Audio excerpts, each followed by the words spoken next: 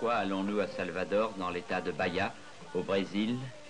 Bien sûr, pour jeter un coup d'œil touristique sur la ville à l'ombre des palmiers, pour découvrir le panorama de la baie de Tous les Saints, ou encore faire connaissance avec les églises du XVIIIe siècle, style rococo, que l'on avait baptisé à l'époque style Jésus. Là, en tout cas, au pied des églises, nos caméramens sont certains de trouver de la concurrence. Mais ce n'est pas l'essentiel de notre sujet. Ce sont surtout les coulisses qui nous intéressent. Où les trouver? Sans doute où ne vont pas ces gens qui vont et viennent sans but précis.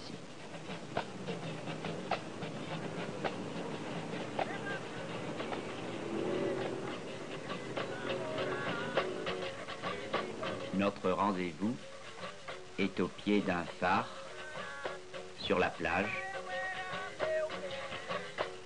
là-bas avec un orchestre de berimbau, petite formation musicale dont les maillots proclament fièrement l'appartenance, Academia de Capoeira.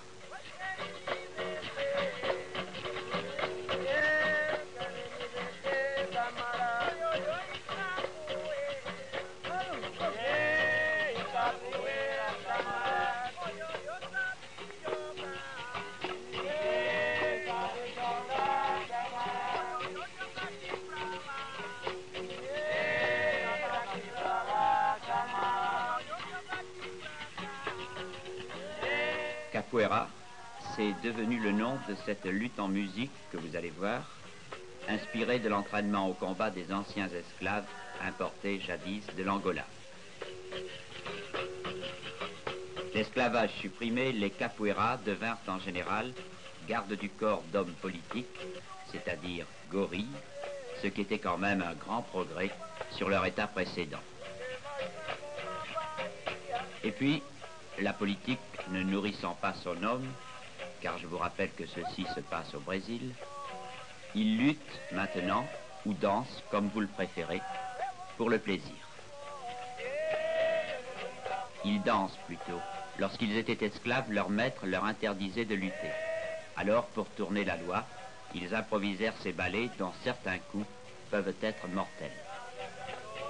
D'ailleurs, danser, ce n'est jamais du tango au twist, qu'une façon de s'affronter, de se défier, de lutter.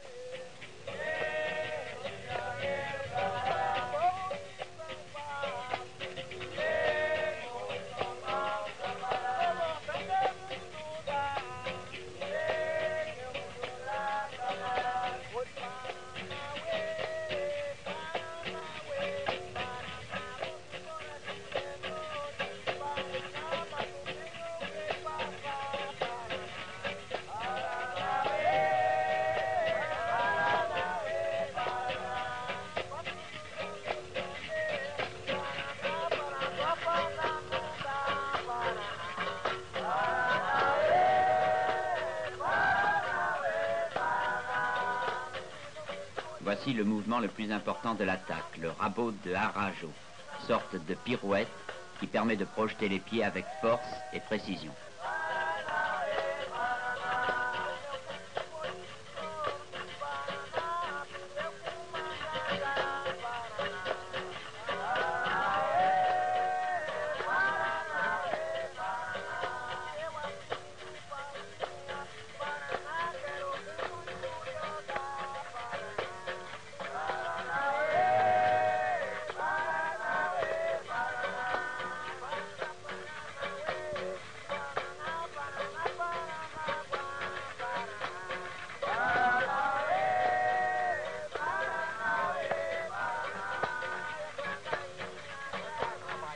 La démonstration peut durer ainsi toute la journée, de 8 heures du matin à la tombée de la nuit.